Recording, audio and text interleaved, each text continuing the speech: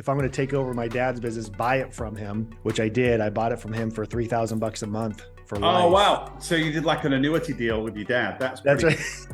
Way overvalued. We've done some really cool stuff. We have the Guinness World Record for the world's largest virtual business conference. I know. I was there. It was amazing. What we tell business owners is, the less you can be involved in the business, the better. If we've helped average home service business owner in our program grows 77% year over year. Wow. Just talk me through that process as starting a business and scaling it versus like buying your dad's business, growing it and selling it. A very warm welcome to the Creative Dealmaker podcast. I'm Carl Allen, I'm your host, and I'm going to be interviewing expert guests sharing investor strategies that will completely and utterly disrupt the market when it comes to buying and selling businesses all over the world. So hey guys, welcome to the Creative Dealmaker podcast. I'm Carl Allen, I'm your host. Got one of my buddies and one of my big entrepreneur friends and partners on the podcast today. Very, very warm welcome to you, Mr. Brandon Vaughn. How you doing, man? Doing good, Carl. Good to see you, bro. It's been great to be here. Yeah, cool. So let's get at it, right? So I've met you. When did I meet you? About 4 years ago. Was it 5 years ago at Top One? Yeah. Me, you, and Chris. You were doing the whole kind of conquer stuff, and then you've like gone to a completely different level. I think you exited that business, and then you still have a role in it, but you're doing all these crazy, amazing things, man. And yeah, I just want to talk about it. So yeah, just give us the potted history of like where you came from, how you got into what you were doing now. Well, my whole life has kind of started in home services. So my dad was an owner operator window cleaner, started that business in 1978. And so for 33 years was the guy on the tools, almost 40 years really. But 2012, he was diagnosed with heart disease. Oh man. And so was kind of faced to shut that business down. And at the time he had, 0 employees. So up to that point, I had done a bunch of different small entrepreneurial little ventures. The day I turned 18, I went out and got my own business license and had a couple, tiny successes and a couple bigger failures, and never really felt like I kind of escaped that DIY death trap that a lot of business owners get into, where you're kind of doing all of it. Yeah. So, was kind of faced with, okay, if I'm going to take over my dad's business, buy it from him, which I did. I bought it from him for $3,000 a month for life. Oh, wow. So you did like an annuity deal with your dad. That's right. Way overvalued. Yeah. The business was doing about 8K a month. And, so I 3K a month for life is, probably about a 30x EBITDA valuation. Yeah. But, it was to take care of mom and dad, so that they could retire. They didn't have to worry about working. And then I just had to kind of like what forced me to grow the business. And I did. I was able to scale that business from 0 employees to 70 employees over the course of Wow. 70. Yes. Yeah. So this was the window cleaning business. Yes. Window cleaning, pressure washing, soft washing, gutter cleaning. Wow. And then you exit that deal. I did. Yeah. It was actually kind of cool. I was speaking I got involved in kind of like the speaking circuit at a bunch of different home service conferences and sessions and trade shows, et cetera, and was speaking on how to attract and retain viciously loyal, productive employees. In the springtime, we would hire about 30 people in 30 days. And I had 2 guys that were sitting in the audience at the time, and they came up to me after and was like, "Hey, would you ever consider selling your business?" I was like, "Sure, why not?" And they're like, "Let's go out to lunch." Price is right, yeah. Yeah. So I took my wife and I, we went out to lunch together with them, and it was a really great offer to where I basically gave them a verbal acceptance kind of right there on the spot. Yeah. Because I was ready to make a change, and I was really enjoying coaching and was getting really passionate about that side. Yeah. Conquer was something that was kind of a potential idea that I had in my brain. And that's what I wanted to do next. Cool. And what was the due diligence like on that deal? Was it rough? It was very eye-opening. Yeah. They were professional buyers. Yeah. So it was almost overwhelming because they had, they probably had about like 50 different documents that they wanted to see. They wanted to see a breakdown on my customers by segments and churn rates and average tickets and cost per lead, customer acquisition cost per channels. And actually at the time they used a bunch of expressions that I didn't even know of. So I was kind of looking at some of these metrics for the first time myself in the business. And it just taught me a lot on what buyers should look for and what professional buyers look at. And it was one of the most educational things I think I've ever been through. You know what's really interesting about that, right? Is obviously you were a young guy. You're still a young guy, but you're obviously younger when you went through that. So you could stand that process, right?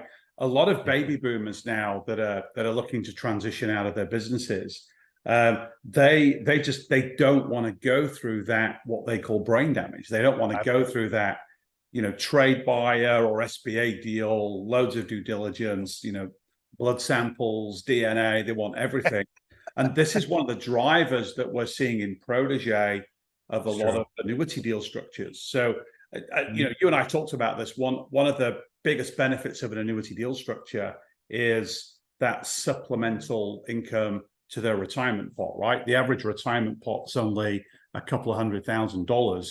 So they can exit their businesses for a higher value, paid over a long period of time, and get that extra cash flow. But one of the other trends that I'm seeing a lot now with a lot of my students is sellers just don't want to go through that heavy due diligence that anyone paying a lot of cash at close, whether it's a trade buyer or a bank, as funding the sponsor, that they don't want to go through that. They'd rather give you the business, have you pay them over time, and then almost do the due diligence afterwards. But yeah, that's a good point. I mean, it was overwhelming going through that process. And, it's, of course, with Conquer, we started coaching business owners, home service business owners, how to prepare for a sale, how to prepare for an exit. Yeah. And when they would see what was required and kind of due diligence of all the different, checklist of items that they have to kind of have buttoned up and tight and documented, that even they get overwhelmed, even, thinking about preparing for an exit a couple of years down the road. So when you have someone that's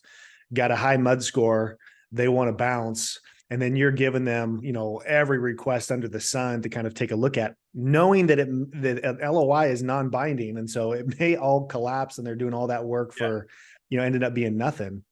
It's crazy. But like, what's really interesting about Conquer, like we'll talk about Conquer in a minute, but that coaching model that you built to help home services businesses like really scale up and do great things, because there's a lot of systems and processes and KPIs that, go into that evolution.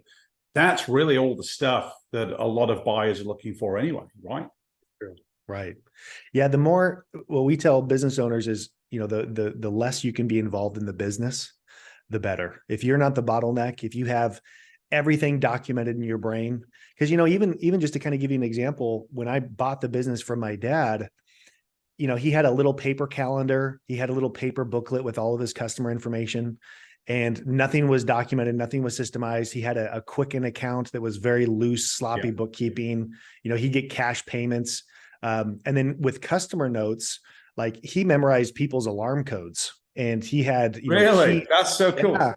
So, and it's like, we get to a house and be like, okay, so this is the dog, Belinda, and we need to make sure that we don't let her out. And I'm like, where does this exist anywhere? He'd go up and price a house for window cleaning. He just kind of do this with his thumb and be like, yeah, this is going to be about, $790.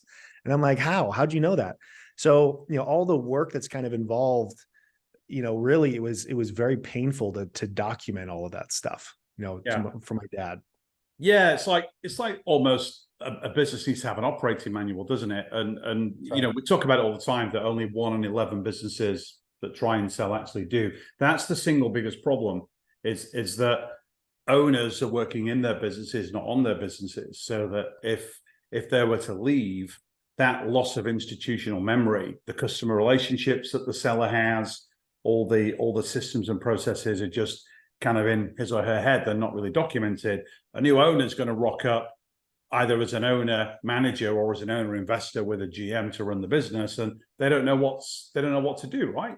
They don't know how to do it. It's like, if you buy an appliance, I just bought an espresso machine for my house down here in Florida that I just moved into, and without the operating manual, I wouldn't know how to use it, right? It's like, it's useless to me, right? So I guess it's the same when you're buying businesses. But so talk to me a little bit about Conquer. So talk to me about that journey, because that was a startup, right? And you scaled that, did amazingly well, and then you've exited that. So just talk me through that process as starting a business and scaling it versus like buying your dad's business, growing it and selling it. It was definitely different. It was a completely different approach, but actually it did start with a small acquisition. Oh, perfect. It wasn't completely started from zero. So there was a small company called Automate, Grow, Sell that was owned by actually what has now become one of my best friends, named Josh Latimer. And he had only, he had sold a bunch of digital courses. There was digital courses. There was about like 140 buyers on his list of people that had bought stuff. The business was, kind of declining as far as how much revenue was coming in. It was really dependent on him. He was like the guru. He was the face of it. So I bought that business, and for about, well, I won't disclose the exact amount, but it wasn't very much. And I had him retain 10% ownership in the new company. And at that point, what I really kind of sat down was, how do we create a recurring business model for coaching where people could come in and pay monthly every single month, and there'd be some type of service digital course offering. And so I launched Conquer. So Conquer is the program / would eventually turn to the company name. We sunsetted the Automate, Grow, Sell name. And what we do is we went out and got other business owners that had built 7- and 8-figure home service businesses. And we had them come in as subcontractors to coach other home service business owners. So now we have over 40. We've done some really cool stuff. We have the Guinness World Record for the world's largest virtual business conference. I know, I was there. It was amazing. Yeah, it was crazy, timing with COVID and everything else is just going to happen. We just said, let's send it, let's go for it. But that's been incredible. We've helped the average home service business owner in our program grows 77% year over year. Wow. And what's the industry growth rate? Like about 10? A little bit less than, a little bit less than 10%. It's around 7 to 8xing like market growth, right? That's incredible. Yes. Yeah. And the biggest thing for me is I've been most proud of with that is that, people get more time freedom back. And, we've had our conquerors, start out small, get to a place where they're 7, 8 figures, and then they're only working a couple hours a week in their business, and either they sell and they exit, or they become a Conquer coach. And, now they kind of are giving back just like what they received from their first coach. And now they're getting an, incredible amount of fulfillment, and they don't make a whole lot of money for it. They definitely do. That's so cool, man. Like that's very similar to the Protege model, right? So as Protege scaled to like over 1,000 members since I launched it a couple of years ago, I needed to build a big coaching team, and all my coaches are successful deal makers that have closed deals. And they want to give back. They get a little bit of beer money, but that's just to say thank you. But it's more about the giving back and serving people. There's a incredible amount of fulfillment you get from that. And holy cow, man, Protege has been incredible for me personally, just to kind of be a part of it. And all of a sudden, this has really been one of the first times where I'm like, I found my tribe. Of people that are, because I talk to people. People ask me what I do for a living. And I try to explain it. They look at me like a total freak. This is like a group where I talk to them and I'm like, oh, okay. Yeah. You're doing a bunch of crazy stuff like I am too. And it's been so cool. So Conquer, so you exited that business, correct? Yeah. We basically partnered up. It was a cash and equity deal. We partnered up with a company called Housecall Pro.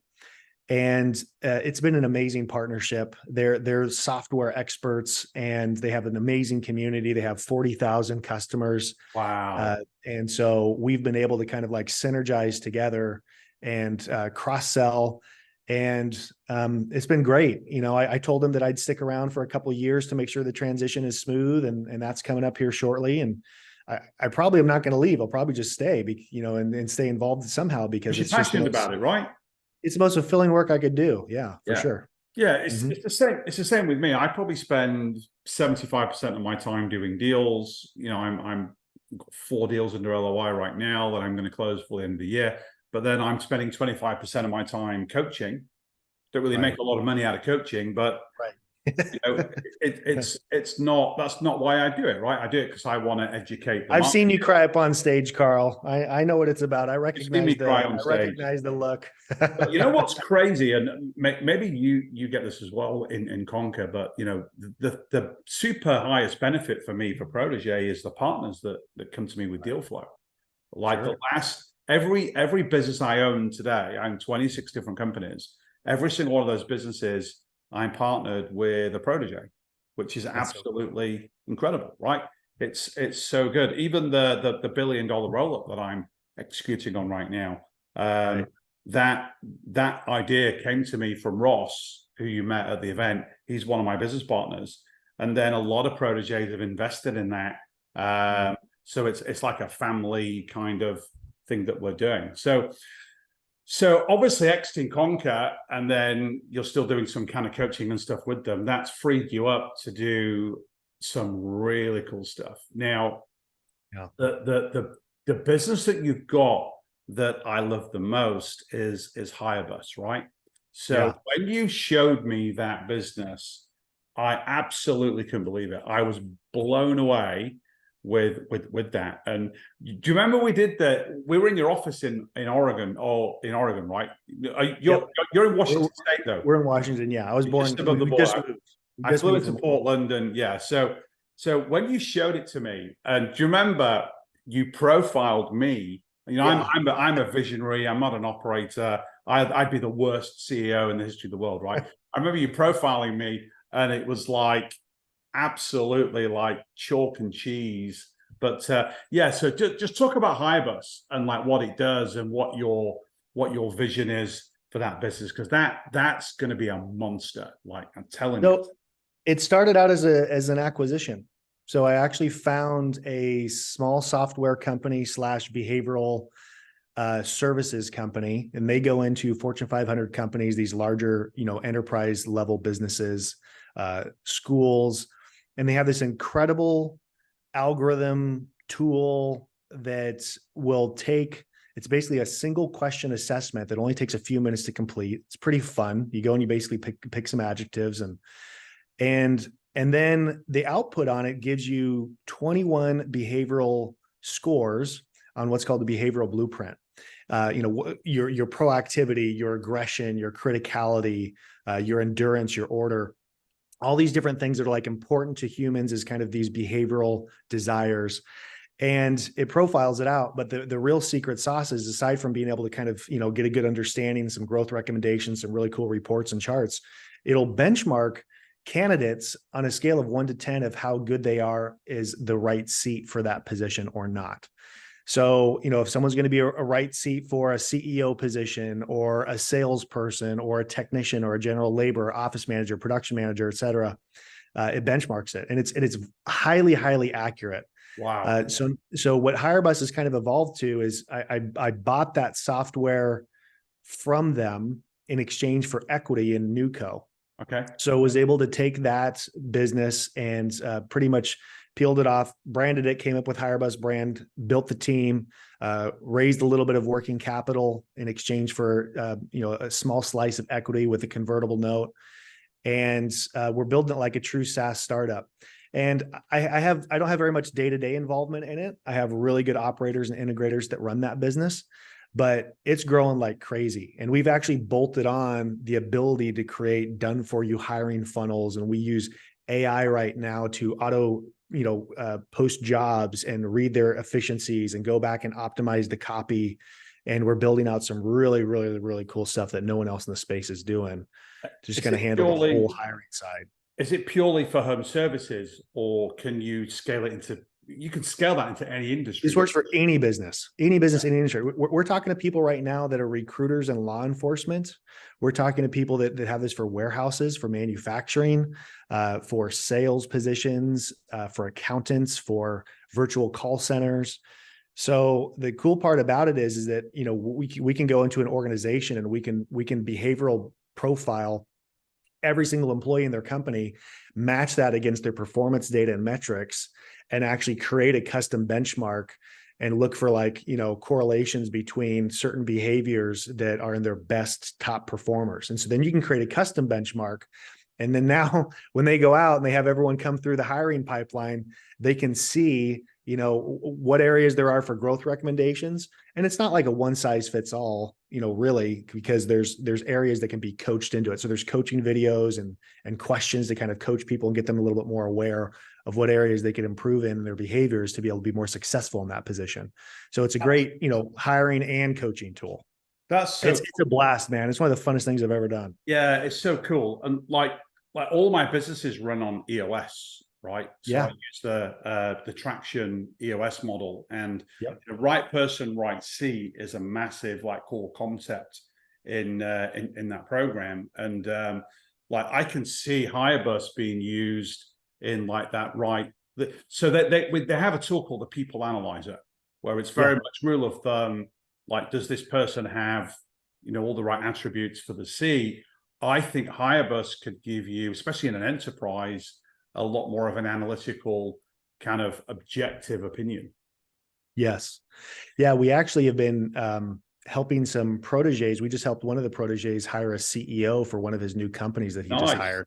Nice. And we built out the full funnel for him. We posted all the job ads on Indeed. Cool. We ran them all ran them through the HireBus score, prioritized his interviews. And it's this unbelievable guy with an MBA and a military background that he's just a beast, and he's just come in and hit. So, when you think about the value of what that can get, you go out to a recruiter, they're going to probably charge you, 3 to 6 months salary for some of those positions. Oh, absolutely. This is a tenth of the cost, or even less. This could kill the recruitment industry. If you think about it, people hiring salespeople or even people hiring executive assistants, yes, all the way up to CEOs, it's an absolutely incredible thing. So let's talk about Wise Coatings. That's also a really cool thing that you're doing. You're building out our franchise network, correct? Yes. Yeah, it started in January of 2021 as a YouTube project. So I wanted to do a little mini Grant Cardone thing, and rather than Undercover Billionaire, I'm not there yet, but it was how quickly can we build a home service business from 0 to 1 million, and from scratch. So came up with the very concept, picked the industry, garage floor coatings, picked the name Wise Coatings, got the branding, the website, everything done. And we went from 0 to 7 employees in about 45 days. Wow. And hit 100K a month, our month 4 of actually doing that. Hit $1 million our first year. And then now we're doing about $1 million a month in the business, and we franchised it. And now we have about 20 locations nationwide in about 2.5 years. So it's been a really cool journey. But it's all about the integrator. So I work less than a couple hours a week in that business, and have hired just an unbelievable partner that has, come in as COO and runs that company. Nice. Where are you recruiting your franchisees from? Well, we got a couple ways. One of them, we actually partnered up with another YouTube channel, and they interviewed me. That interview went kind of viral, hit 1 million views within just the first couple months. And we've had about 2,000 inquiries just from that one video alone. So that's been one channel. Brokers has been another channel. We're trying to identify a franchise development company, and then we're also running Facebook ads and targeting people in. And we're also, we have a couple other channels on paying per lead with another agency. So we're experimenting, kind of playing with what's the best acquisition channel for that. And the business model is you'll get a franchise fee up front, and then you'll get a percentage of revenue or earnings or something like that. Yes. Yep. Franchise fee up front. We get 7% royalty that comes in, but we do things very, very differently than your typical franchise. We basically help run all of your marketing. We help out with all the software components that you need to run your business. We set up every system from day one. We have training videos for every position in the company. So it's, when you kind of compare it apples to apples, someone typically saves about, $60,000 plus their first year, even paying the franchise fee and that, if they were to go out and do it on their own. Yeah, that's amazing. And what's the exit strategy for that? For right now, I'm just having fun building it. There's really great multiples, but with that business, if I was to ever exit down the road, I'd want to make sure that it was absolutely the right partner that I wanted to partner up with and exit to, who can kind of carry on the legacy, take care of our franchisees, and not just be some corporate that just starts putting squeeze on on our franchisees partners. And what you could do as well is there's nothing to stop you in parallel franchising another element of home services. So yeah, we got a couple in the pipeline right now that have been pitched to me that are actually pretty exciting. So, right now where my focus is just building out infrastructure and a team. So, hired a CMO, have a good fractional CFO right now that I'm working with. Eventually would like to hire a good COO to just kind of, help out, build out the vision and kind of manage deal flow, because there's a lot of opportunities coming through. And I just, And are you looking at any acquisitions in the next few months? Have you got anything on the am. Yeah, we got a couple LOIs out right now, and I'm excited about those. Very interested to kind of see what that looks like and how those kind of turn out. And then am building out the full funnel and upper echelon. So working with Chris and team, and upper echelon has been just an amazing group. It's been an unbelievable group of guys and gals in there. People don't understand the value. Are you coming to the January event? I am. Yeah. My event overlaps it by one day. Okay. But it's also in Orlando. You'll be there for days 2 and 3, right?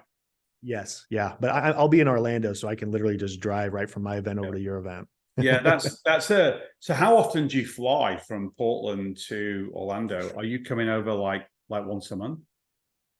I was at first. I basically fly in one day and basically do my events, which was an immersion day for potential franchisees, and then fly out that night. So just a 2-day trip. I was doing that once a month for about the last 8-9 months. Yeah. And then stopped doing that once I had knee surgery, and it was a great kind of turnover. So now my partner's running all of those, and we'll continue to do so moving forward. Nice. Did you have an ACL reconstruction? I did. Yeah, man. It's no joke. I had it about 10 years ago. Man, it was brutal. My legs swelled up. It's like the size of a tree trunk. Oh my gosh. I really, really struggled. And it was crazy. So how many weeks are you post-surgery? It'll be 4 weeks today. Wow. And how are you getting on? Is it recovering? Yeah, getting along great. Yeah. I ditched the crutches and the brace about a week and a half, 2 weeks in. And, now no problem walking, no problem going up and down stairs. They have me doing squats and all kinds of, exercises, really trying to kind of strengthen it. So it's still tough, but not nearly as tough as the first 2-3 weeks. First 2-3 weeks were brutal. Yeah. Have you got full flexibility in the knee now? Yes. Yeah. Full range of motion right now. So I don't know if they did the same process with you, but with me, they cut into my knee. Yep. Went in, cut out a piece of my hamstring, and then they used the hamstring to basically tie the knee together. But I guess technology has evolved now. But how did you still have that option, or you can go for donor tissue that's basically cadaver tissue? Yeah. Which is what I did. So they didn't take any part of my existing anatomy. They just, basically put in the graft off of a patellar tendon and put that in there, which sometimes can take a little bit more recovery time because it's not your tissue. And sometimes your body, it takes a little bit longer to kind of absorb and restructure everything. Yeah. But it's been a relatively, I think, a piece of cake. And I didn't really want to lose any hamstring potential, for lifting stuff later on. So I was scared something else. Well, when I saw you at the Atlanta event back in September, you looked amazing. You'd really packed on some muscle. Oh, thanks, man. Thanks. Yeah, it's been good. You'd really kind of packed on some muscle. I know I was looking at your diary one day to schedule a call, and you're all structured with your workouts and your protein shakes and all those different things. That's something I need to do. I've actually just hired a new coach to get me back to being super, super fit, because I'm traveling a lot. I live in England half the month, and I live on the Space Coast of Florida half a month, and I'm traveling all the time, and I'm crazy busy doing things. So I try to eat reasonably healthily, but like workouts, the only two things I do, you're gonna smile when I say this. I bought a Peloton. Have you ever been on a Peloton? Yeah, I'll kick your butt. Coolest thing ever, right? You've got all these like really like hot instructors, and so every morning I go on my Peloton just for 30 minutes, and because it's in my garage. Like I've set all this house got like 5 bedrooms. I've set them all up as bedrooms when everyone comes and stays, right? We call it the Dealmaker house. So they put the Peloton in the garage, and Florida, as you know, it's really humid. So I'm literally sweating like crazy. Even now, it's like 75 degrees outside. It's pretty cool for Florida. I'm in the garage on the Peloton, even at 5 in the morning. It's so freaking hot in there. I like literally, I've dropped like 10 pounds in the last 10 days. Good for you, man. Just by going on my Peloton. It's absolutely crazy. It's absolutely crazy. That's great. So let's talk about your mindset for a minute. Sure. Like what motivates you? Like you're obviously doing some incredible things. You've got all these different things going on. Like, one of the criticisms we get often as deal makers is, it's impossible to compartmentalize your life so that you can do all these different things that you're doing. So like the viewers know how I do it, but like how do you like structure yourself, and like what does a typical day look like, for you as you're executing on 4 or 5 like major initiatives? Yeah, that's a great question. So for me, what I do is I live and die by a personal calendar. So the only way I get anything done is to do that. So like, this is kind of what it looks like here, where, I have my calendar laid out. I block out everything on my days. I schedule everything. I time block. I do not work past 5 p.m. ever. I do not work on weekends ever. And so for me, those are kind of like my table stakes as far as a commitment to my family. And my wife holds me to that too. Like if it's 5:10, she's like, "Where are you?" I'm like, "Okay, here, I'm coming back. I'm coming down." So that's been good. But what motivates me is time freedom. I hate with a passion being the bottleneck. I hate people depending on me and counting on me for certain things. Yeah. So I do anything and everything I can to make it to where I get to just work on fun stuff. I get to work on things when I want, what I want. And that way it never feels like work. It's just really, really exciting. And, we don't really buy too many material things. We live, relatively simply. We buy, we have like a Honda minivan. It's 2014. We got a 2015 truck. Like I did, I'm not the car guy type of a person anyways. I was that when I was younger, not really so much anymore. Yeah. But time freedom is a big one. And now we have 2 aging parents. So my mother-in-law, we just bought her a brand new, $80,000, wheelchair accessible van that, has really restored her mobility, and a really nice, mobile wheelchair that's just really killer. And, and I've been able to, get my dad new eyeballs and, and just kind of like, anytime he has any type of things that he's concerned about, like we just take care of it. So that's really what motivates me, is being able to take care of our family, be kind of a source of stability, and just kind of take away stress of financial issues for people that are really, really close to us. Yeah, that's awesome. I think you can coach me around some of this stuff, because I struggle sometimes, not with overwhelm, but with like structuring my time and my day. Like, because when I'm in Florida, because I live in Florida on my own, I'll probably, I can work 12, 14, even 16 hours a day and just absolutely like crush stuff through. But then when I'm back in England, the deal I have with my wife is that I don't work. Apart from like a board meeting or something that's critical, when I'm in the UK, I'm fully present, doing the stuff with the family, so that when I'm away, I can just get everything done. So I've had to kind of structure a lot of my things around that. But at the end of the day, things happen, like deals, right? So if a deal's, we try and schedule the closing of a deal, either a business we're buying or a deal that we're exiting, for when I'm here. But then oftentimes it doesn't happen.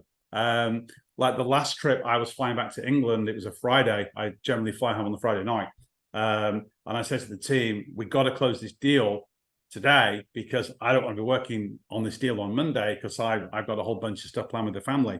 And literally, we went right down to the wire, and I'm at the gate, ready to get on the plane. And I'm saying, guys, I'm not getting on this plane until we close this deal. And the seller yielded on the final point and said, right, okay, I'm going to respect you and your family.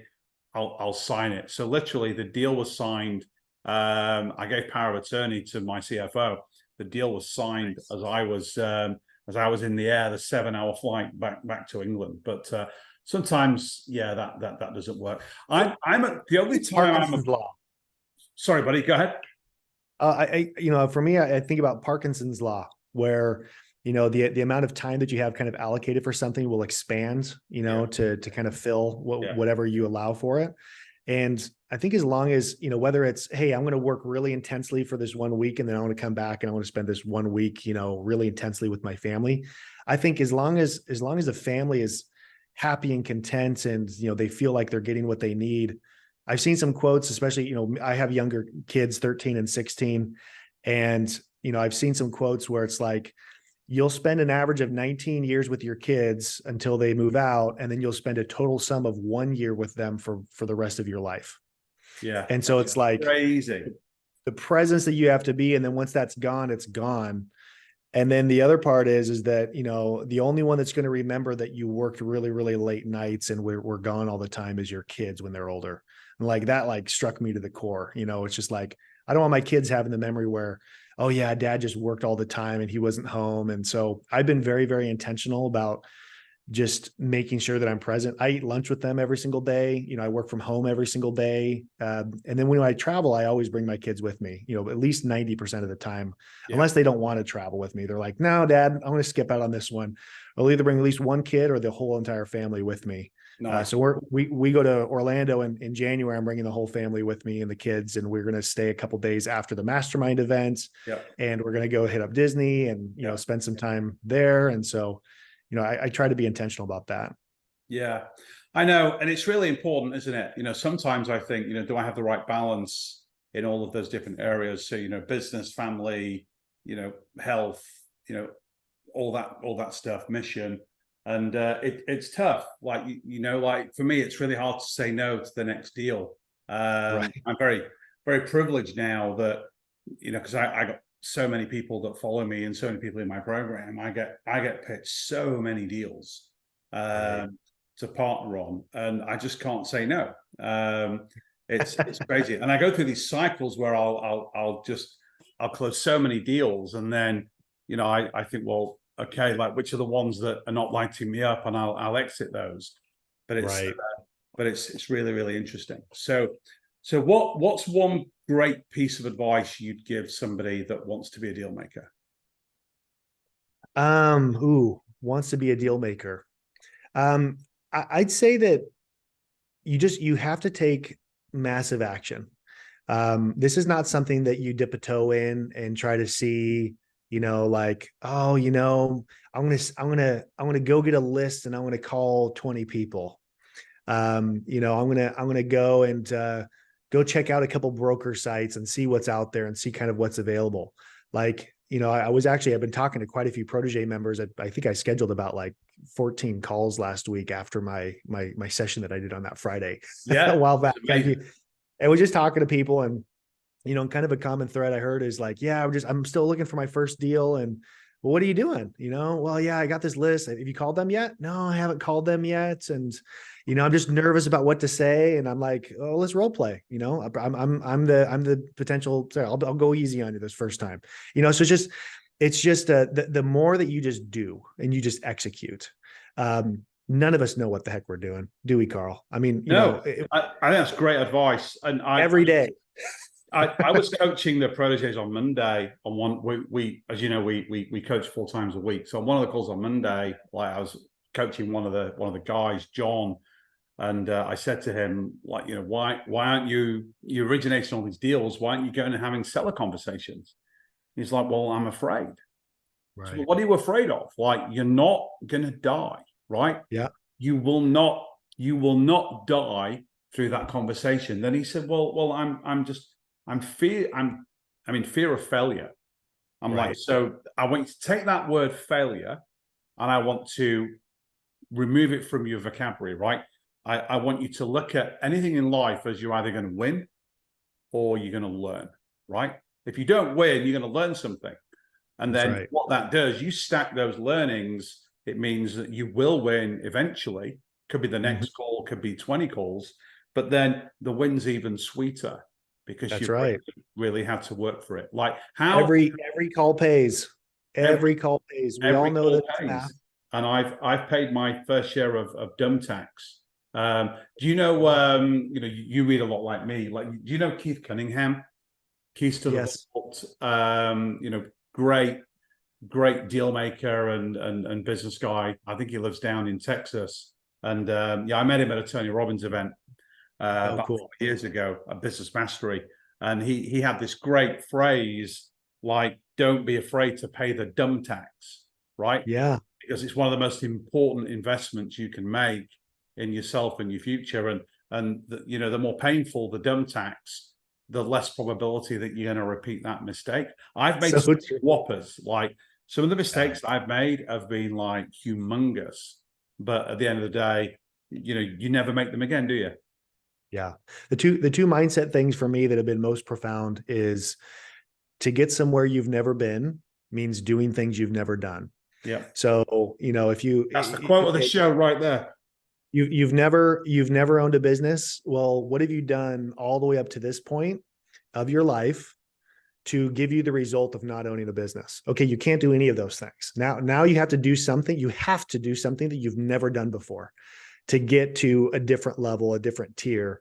Because if you had done it before, you'd be there. So it's like, I tie being uncomfortable as my, like, I hold on to uncomfortability and fear as actually now my touchstone for know that I'm doing the right thing. It's a really weird disassociation, but like, I'm doing deals that I've never done before. I'm having seller conversations I've never done before. If you're the smartest person in the room, you're in the wrong room. Like, you have to get around people. And I remember when I came to Top One, the mastermind group that we were a part of, I don't know if I told you this before. The first mastermind event that we did in Florida, and we were all sitting around in that room, in the penthouse suite of that hotel. Yeah. I almost had a mini panic attack. I don't know if you remember, but Todd laid into me.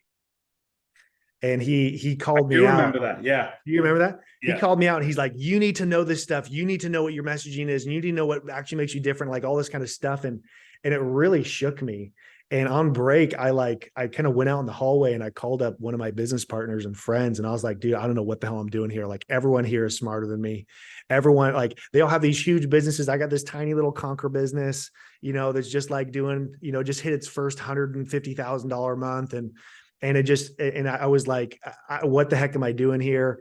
I felt so dumb.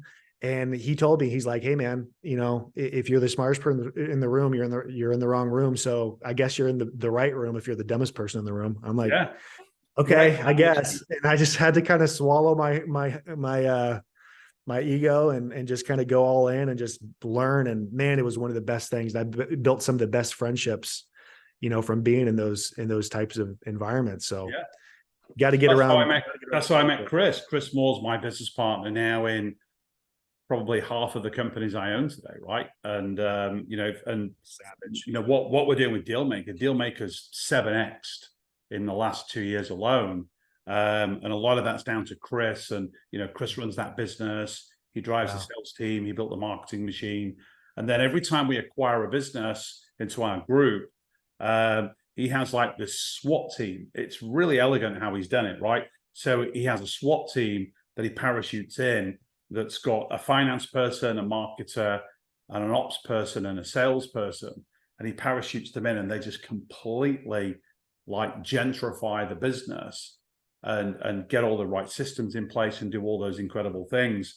And then once they're done, it's like a mission. It's like the Delta Force. He extracts them and he sends them on another one. Do they actually go on site, or do they do stuff remotely? How do they a little bit of both. Yeah, little bit of both. We bought an absolutely incredible company called Authentic Conversion. Nick, you saw Nicole at the event. She spoke at the event. She's my business partner now, because we bought a majority stake in that business, and then she rolled up a piece of equity into our group, into the coaching role that we're building. And she's an incredible human. She built an amazing business, but we can still add value to it through our C-suite and our operating machine and our marketing machine, just to take it to that next level, which is amazing. So, when you buy an already incredible company and then you plug all of these kind of secret weapons into it, like I think, we've doubled the last couple of months since we bought it. I think revenues are kind of double what they were. So, and that's all down to Chris. And I'm very blessed, and you're probably the same with your partners. I'm very blessed to have partners that, can do that. It's not that everyone brings their skill set to the table. That's a great part about partnerships. Yeah. For me, it's all about my two superpowers in the world are doing deals and raising capital. That's what I'm the best in the world at that stuff. But like growing a business and all that kind of stuff, I can do it. But yeah, it's not my unique ability, right? As Dan Sullivan would say. So luckily, that's what Chris is phenomenal at, and his ability to build teams to kind of get deployed is absolutely phenomenal. Well, anyway, Brandon Vaughn, thank you so much for your time on the podcast. It's been an absolute blast. How can people get hold of you if they want to learn more about Hirebus or Yeti Books or Wise Coatings or Conquer or all of the incredible things that you're doing? How can people get hold of you? Sure. Well, best place to go kind of learn about each one of those different services, go to hirebus.com, conquernow.com, yetibooks.com, godunzo.com, wisecoatings.com. You can go and check out the sites and learn a little bit more about each of those businesses. But if you want to connect with me, hit me up on Facebook. Add me as a friend there. I use Facebook only for business. So I don't use it for any personal aspect. It's just for connecting with other business people, and LinkedIn as well. Hit me up on LinkedIn. Add me there. I'm not as good as I'd like to be on LinkedIn. Or lastly, shoot me an email. If you shoot me an email at brandon@growpando.com, my assistant goes through and checks those, and we'll kind of prioritize responses. So perfect. Let's connect. We'll do some deals. We'll put all that in the show notes. But Brandon, absolutely great to chat with you. Have a great Thanksgiving up there in Portland. I'm going to be kind of home alone on Thanksgiving, so I'm going to literally sit in my hot tub with some beers, and I'm just going to chill out. I'm going to have a great, relaxing. Get a rotisserie turkey and just sit in your hot tub and just eat it with your beer. There you go. That's what I'm going to do. That's what I'm going to do. All right, buddy. Thank you so much. Take care.